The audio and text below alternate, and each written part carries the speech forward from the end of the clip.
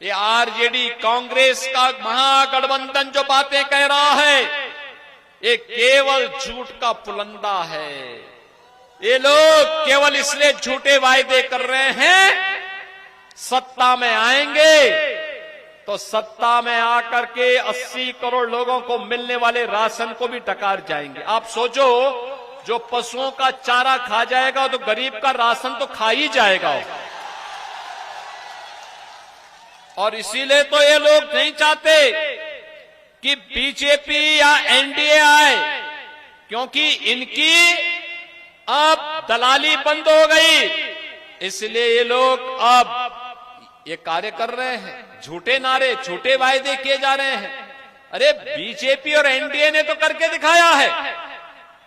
मोदी जी ने देश भर में किया, नीतीश जी ने बिहार के अंदर किया, और बिहार के साथ साथ अब उत्तर प्रदेश में भी देखना चाहेंगे। आज अयोध्या दुनिया की सुंदरतम नगरी के रूप में स्थापित हो गया। गरीब को उसका अधिकार आज मिल रहा है। ये इनको बुरा लग रहा है, आरजेडी को बुरा लग रहा है, कांग्रेस को बुरा लग रहा है, इसलिए षड्यंत्र पे षड्यंत्र कर रहे हैं। लेकिन आपको आश्वस्त करने के लिए आए हैं, ये आरजेडी और कांग्रेस के लोग अभी सुधरेंगे नहीं। उत्तर प्रदेश से इनके पार्टनर भी आए हैं, कह रहे हैं कि उत्तर प्रदेश के अंदर नाम बदले जा रहे हैं। अरे हमने कुछ भी गलत नहीं किया है। उत्तर प्रदेश में फैजाबाद को अयोध्या बनाया है, इलाहाबाद को प्रयागराज बनाया है,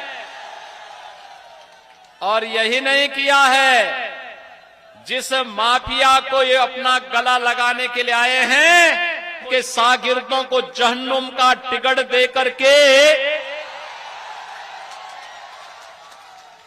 उनकी कब्र में फतिया पढ़ने के लिए समाजवादी पार्टी को छोड़ दिया है। उत्तर प्रदेश में तो समाजवादी पार्टी जिंदगी भर अब केवल माफिया की ही कब्र में फतिया पड़ती रहेगी, उसको कभी सत्ता में नहीं आना है। और बिहार के अंदर भी ऐसा ही करिए, ये माफिया फिर से ना आने पाए, ये पेशेवर अपराधी फिर से ना आने पाए। ये बिहार के विकास के सबसे बड़े बैरियर हैं। ये नौजवानों के सामने पहचान का संकट है। अन्नदाता किसानों को मिलने वाली प्रधानमंत्री किसान सम्मान निधि के लिए ये लोग फिर से ताक लगाए बैठे हैं कि कब अवसर मिलेगा फिर से